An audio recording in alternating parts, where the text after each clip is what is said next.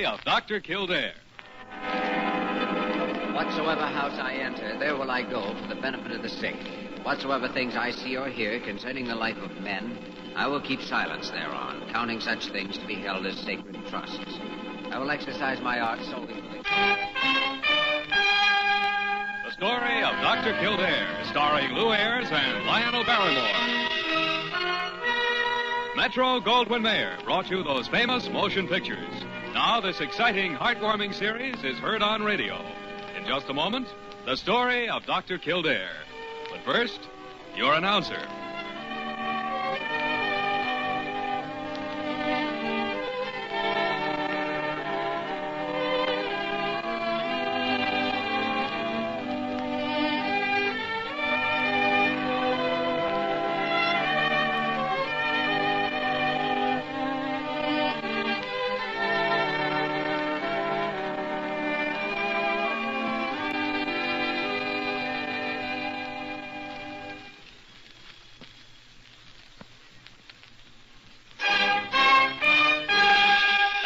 The story of Dr. Kildare, starring Lou Ayres as Dr. Kildare and Lionel Barrymore as Dr. Gillespie.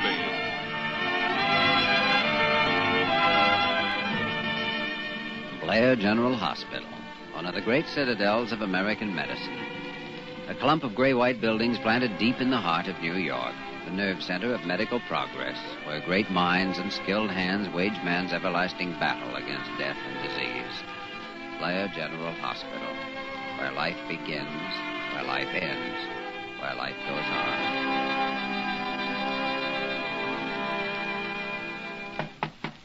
Come in. Outrageous, that's what it is. Outrageous, ridiculous. I have too much to do to waste a lot of time with some ridiculous woman with a cold in her nose. What on earth are you mumbling about, Dr. Gillespie? I'm mumbling about Dr. Carew. That's what I'm mumbling about. Well, I grant you he's an old auntie about some things, but he can hardly be called a woman with a cold in her nose. Well, who said he could? You did. Oh, you're crazy, Kildare. You ought to know you've been a diagnostician for a good many more years than I have. Now, look here. I'm not in any mood for bantering. I'm busy, and that fool Carew's gone out of town, and he left a letter for me asking me to see this fool woman with the sniffles. Now, do you know she's a fool woman with the sniffles? Have you seen her yet? No, I haven't, but I can tell from the tone of Carew's letter. He says she's a new member of the Board of Trustees, and he wants me to be very nice to her. Dr. Leonard Gillespie, boy diplomat. Ah, go to blazes. I should have known better than to come to you for help. Well, how can I help you in a case like this? Well, I thought you could see the old crow with me and kind of help me out. I'd do it for you, Kildare. Ha! I have never refused a fellow man in need. What is it? Are you afraid of this what's her name? Millicent Forbes, that's her name. You're doggone right I'm afraid of her. I'm afraid of any woman that Carew wants me to be nice to. I had a hunch this was where you were. Okay, you were right. Now that you found me, go away and forget that you did. My, what a bright, sunshiny face we have this morning. Yeah. Dr. Gillespie is not in one of his better moods. There's a lady in your office asking to see you. Oh, sprout. Send the lady down to my office, will you, Molly? She says she's a friend of Dr. Carew's and a member of the Board of... All right, Molly, all right. I'm not interested in her biography. Just send her down. Yes, Dr. Gillespie. Immediately, Dr. Gillespie. Goodbye. Whatever you say, Dr. Gillespie. I'm sure I don't know why you should be afraid of this woman. You should see some of the women Dr. Carew sent to see me. They came in on broomsticks. I see. Well, we'll examine this one. Give her some cold capsules or something and a quick heave-ho. Yeah. Nicely, of course, in the best Carew manner. Yeah. Come in. Well, hello. Oh, hello. Mrs. Forbes? Why, yes. That is, it's Miss Forbes. Oh, well, I'm Dr. Kildare. This is Dr. Gillespie. How do you do, Dr. Gillespie? Well, I was told you were the most handsome doctor in New York, and I can certainly see why. Yes, Dr. Gillespie is definitely the Clark Gable of Blair General Hospital. Yes, I can see that. Well, won't you sit down, Miss Forbes? Oh, I wish you'd call me Millicent. Oh. I've never heard Dr. Carew call you anything but Leonard, and I do hope you won't mind if I call you that. You see, I feel as though I know you already. Of course. Millicent. There, you see, we're friends already. Dr. Kildare, I don't think we'll need you. Oh, Dr. Gillespie, you forget that I was called in as a consultant on this case. Well, I think I can hand it alone, all right. Dr. Carew insisted that Miss Forbes have every attention possible. Oh, isn't that charming? Oh, he's such a sweet man, sweet. Let's see, you're suffering from a cold, Miss Forbes? Yes, it's just a nasty old case of the sniffles, really. But Dr. Carew said that since I was on the board of trustees and all that, I shouldn't take any chances. Well, I should think not. Well, if you'll just open your mouth and say, Miss Forbes, I'd like to look at your throat. Why, of course. I'd be happy to. A slight inflammation. Let me see. You have such strong hands, Dr. Gillespie. Gesundheit. Thank you. I'll take your temperature, Miss Forbes. Just slip this under your tongue, please. That's right. You must not talk for 3 minutes. I understand. Shh. Now, don't you worry, Millicent. Don't you worry. We'll have you all fixed up in no time. We can't have a lovely woman like you ill for one single moment. Do you think we should hospitalize Miss Forbes, Dr. Gillespie? Well, we'll have to see what her temperature is. It's a long-distance call for you, Dr. Kildare. Oh, thanks, Molly. Hello. Oh, hello, Dr. Carew.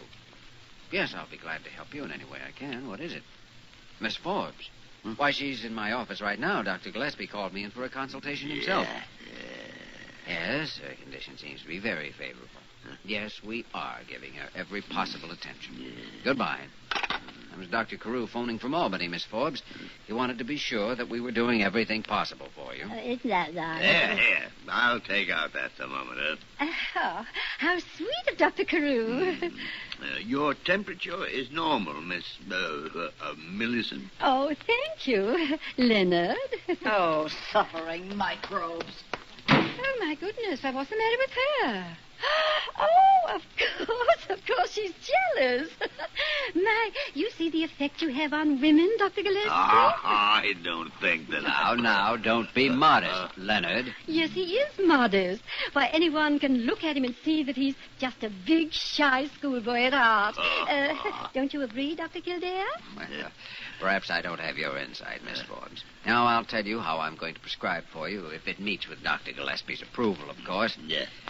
I'd like you to take 1 Coracetin pill every 3 hours. Your cold is in the very early stages, and I think we can get rid of it for you before it gets too uncomfortable. Yes, you want to eat a light dinner tonight. Oh, why don't you come along and have dinner at my home, Dr. Gillespie?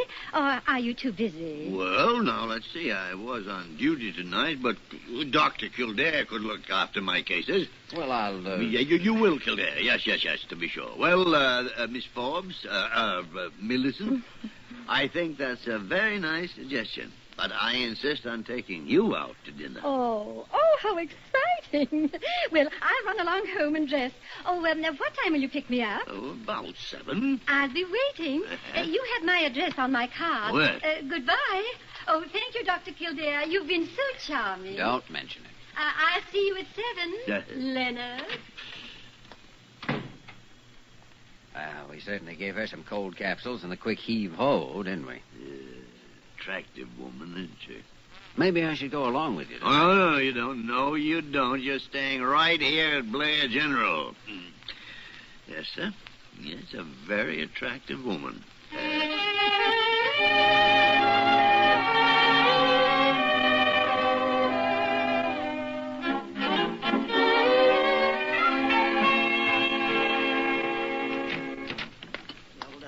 The bigger fools, they say. Oh, I just came down here to turn off your office light, Dr. Kildare. What are you doing up? Oh, I just thought I'd sit up and keep a candle burning in the window. They had dinner at the club Antime. How do you know? One of the ambulance drivers saw them going in. Then they went dancing at the Waldorf roof. How do you know that? One of the trained nurses over there phoned me. She rode up in the elevator with them. I suppose he had lobster Newburg for dinner again. He did. Well, I'd better get out the bicarbonate of soda. Dr. Kildare, do you think she's so attractive? She's not nearly as attractive as you, Molly. Oh, you. Men never fall for women that act intelligent. And I never had time to learn to act dumb. That can get very tiresome. Yeah, but by the time a man finds it out, he's usually been married a few years. Now, don't you worry about Millicent Forbes. She hasn't got a brain in her head. Listen to me. The smarter they are, the dumber they act. Don't you kid yourself. I've been a woman long enough to know that. He'll probably marry her. Oh, I doubt if she's asked him yet. I always knew somebody'd get their hooks into him someday. Oh, Molly, don't give up the ship. She'll probably make him very happy. She's probably just the sort of wife he should have. Look, they only went out to dinner. Just because they went out to dinner doesn't... That's the way these things start. Two people go out to dinner, and the next thing you know, they're getting married. Now, Molly, you have too much common sense to think that. I have plenty of common sense, but he hasn't any. No, it's all right. Let him marry her. I can take it. I've been expecting this for years. But he only met the woman today. I'm sure I hope they'll be very happy. Oh, I think I hear Casanova's footsteps. Now, mop your eyes, Molly. You don't want him to see you crying, do you? Crying? My goodness, who's crying? Well, what's everybody doing up? Nothing. And if you think we're waiting up for you, you're crazy. Absolutely. Why, I never thought for a moment that you two... And I'm sure I hope you and Miss Forbes will be very happy. Good night. What's the matter with her? Have a nice evening. Very quiet. What did you do? Oh, we had a little dinner, quiet little dinner, you know, in a neighborhood restaurant. That was all. Mm-hmm. Where's the bicarbonate soda? Right there on my desk. Ah.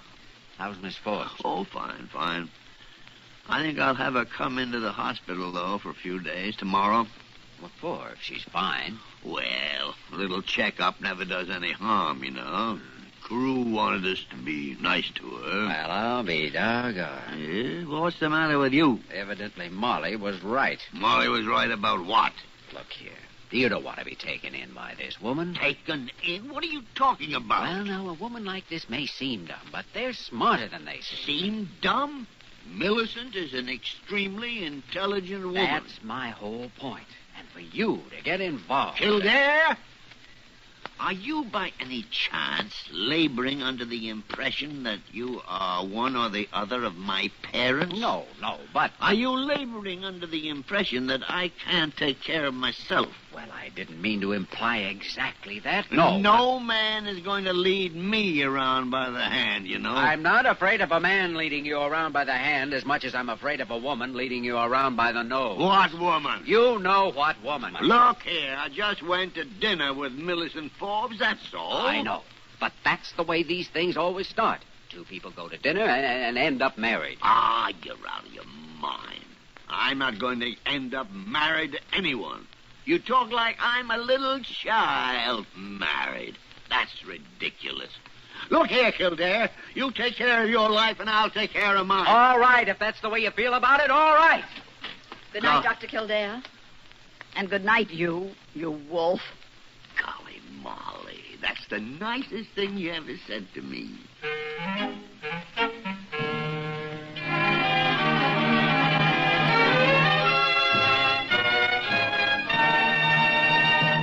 We return to the story of Dr. Kildare in just a moment.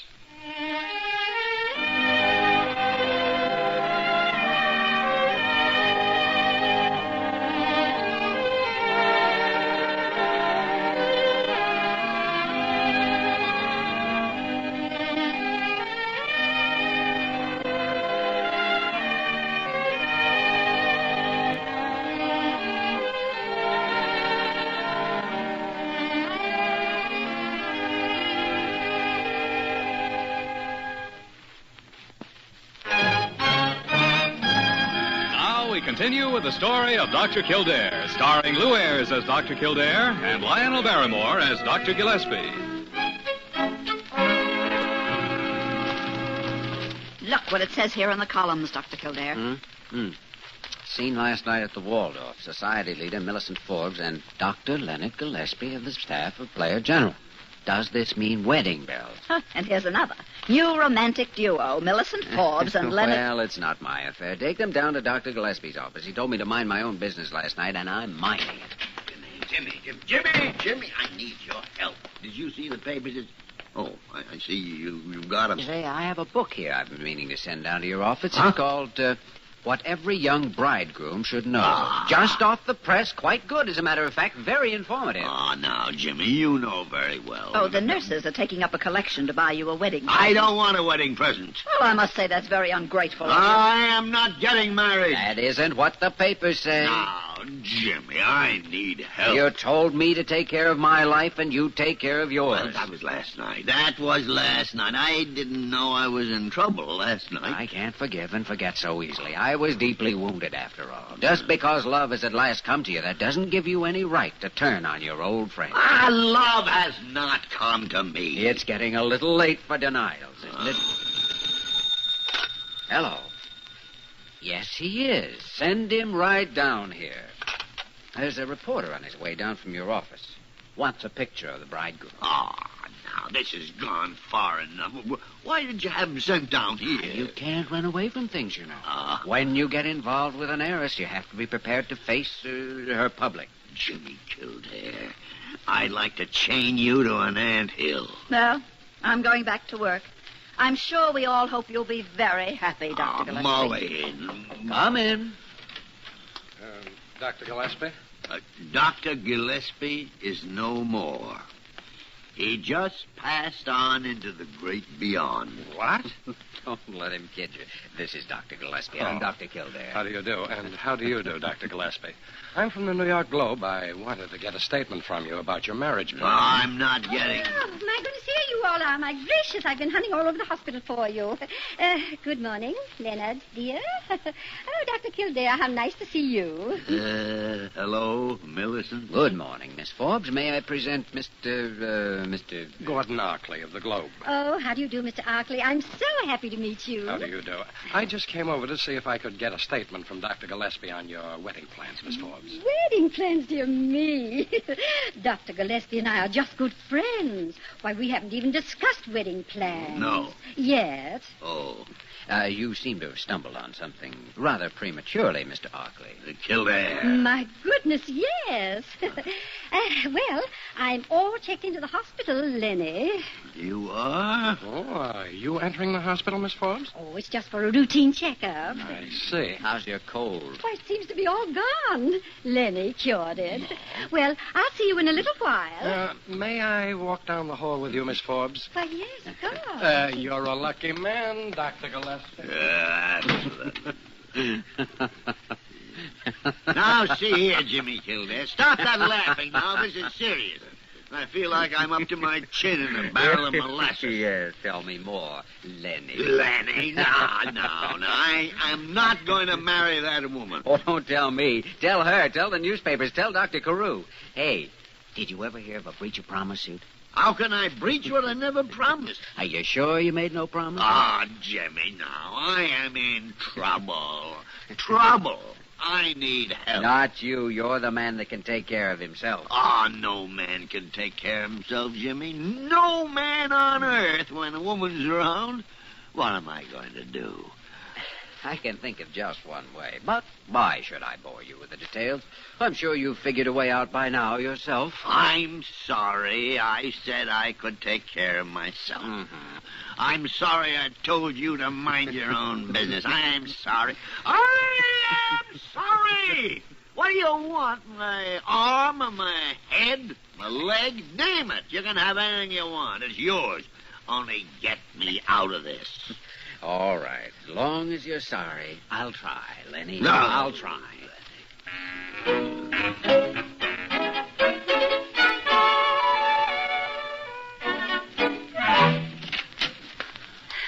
Oh, why, Dr. Kildare. Yes. Miss Forbes, Dr. Gillespie has asked me to conduct your checkup. He feels that because of all the gossip and publicity that it might be less embarrassing for you if I took care of you. Oh, why, that's very thoughtful of him. Yes, well, he's a very thoughtful man. As a matter of fact, I'm glad of the opportunity to have a little talk with you.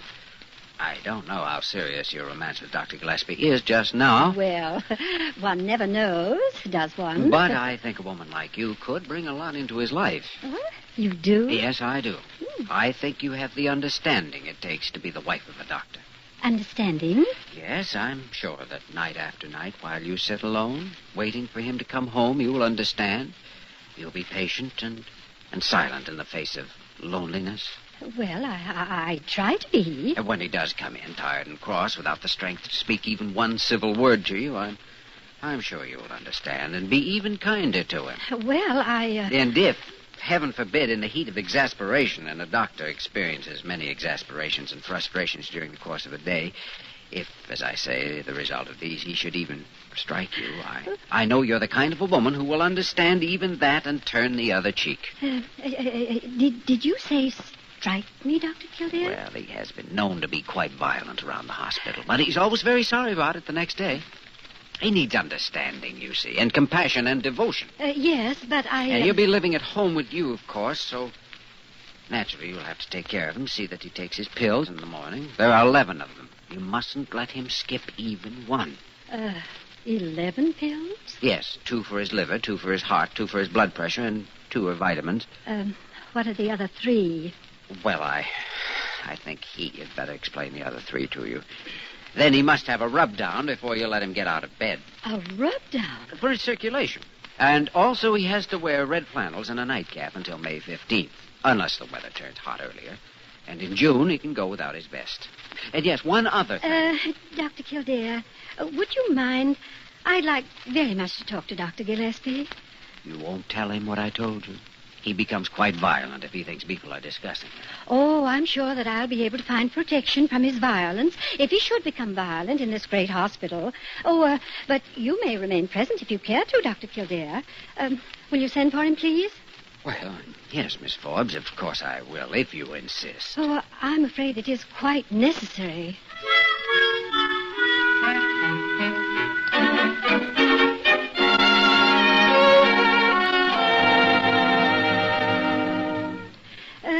Dr. Gillespie, I am a woman and you are a man. Now, we can be frank with one another. Oh, yes, of course, Millicent. Well, there seems to have been some sort of misunderstanding afloat about us. People seem to have the ridiculous idea that we're engaged. Yes. There does seem to be some such idea around.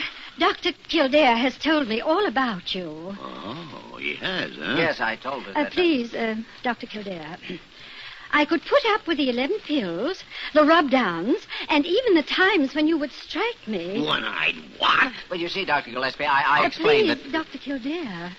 But I am afraid I could never feel romantically about a man who wore red flannels and a nightcap. Why, I It's no use denying it, Dr. Gillespie. I have already told Millicent the truth. Oh, you have you? Oh, I must be honest with you.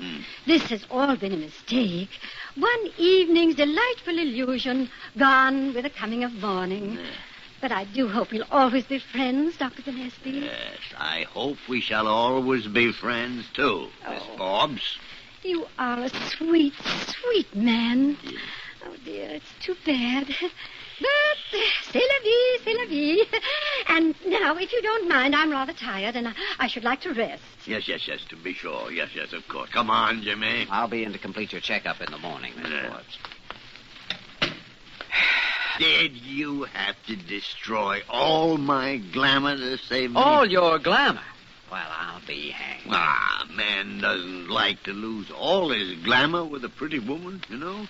I'd like to tell her that I don't... Be careful, Doctor. You'll be right back in the fire again, and I haven't got a prescription to save your life a second time. I accept your decision, Dr. Kildare. Glamour be hanged. Liberty is the important thing. Liberty.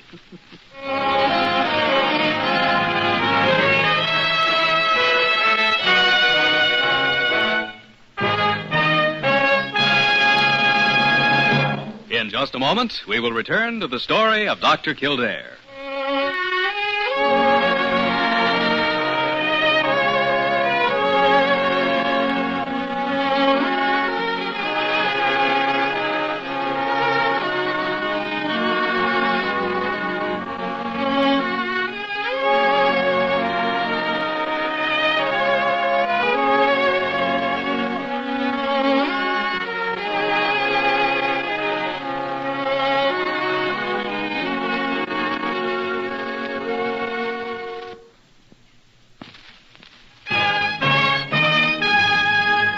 now, once again, the story of Dr. Kildare, starring Lou Ayres as Dr. Kildare and Lionel Barrymore as Dr. Gillespie.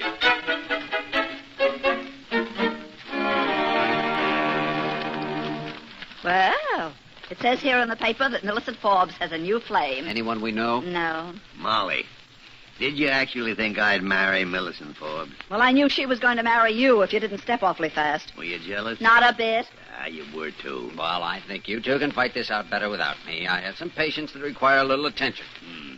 You think you're safe now, Dr. Gillespie? I can leave you alone? You leave him alone with me at your own risk. I'll figure out a way to break down his resistance to me yet. Doggone, I never realized how irresistible I am to women. Why don't you give in and marry Molly, Dr. Gillespie? I wouldn't want to break up a beautiful friendship, Kildare. A beautiful friendship.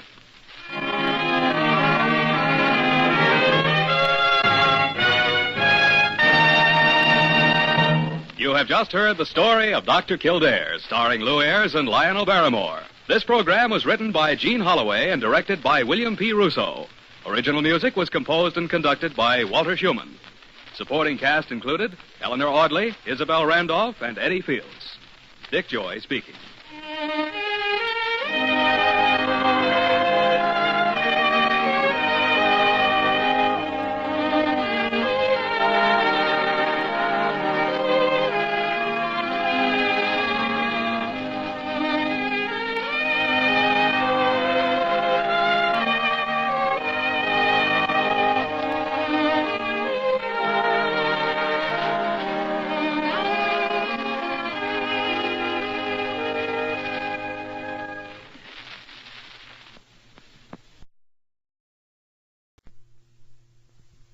Of Dr. Kildare. Whatsoever house I enter, there will I go for the benefit of the sick. Whatsoever things I see or hear concerning the life of men, I will keep silence thereon, counting such things to be held as sacred trusts. I will exercise my art solely for the... The story of Dr. Kildare, starring Lou Ayres and Lionel Barrymore. Metro-Goldwyn-Mayer brought you those famous motion pictures. Now this... Gillespie? I'm mumbling about Dr. Carew. That's what I'm mumbling about. Well, I grant you he's an old auntie about some things, but he can hardly be called a woman with a cold in her nose. Well, who said he could? You did. Oh, you're crazy, Kildare. You ought to know you've been a diagnostician for a good many more years than I have. Now, look here. I'm not in any mood for bantering. I'm busy, and that fool Carew's gone out of town, and he left a letter for me asking me to see this fool woman with the sniffle. Now, do you know? The nerve center of medical progress, where great minds and skilled hands wage man's everlasting battle against death and disease. Blair General Hospital, where life begins, where life ends, where life goes on.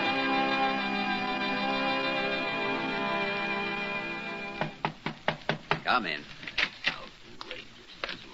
Outrageous, ridiculous. I have too much to do to waste a lot of time with some ridiculous woman with a cold in her nose. What on earth are you mumbling about, Doctor? This exciting, heartwarming series is heard on radio. In just a moment, the story of Dr. Kildare. But first, your announcer.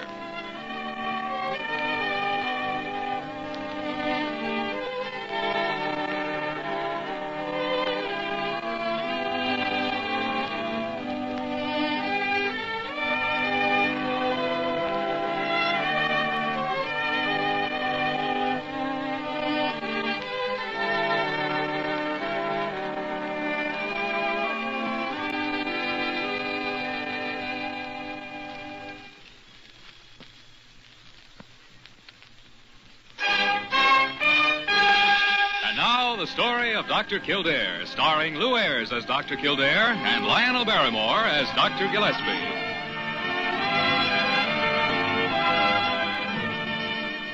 Blair General Hospital, one of the great citadels of American medicine.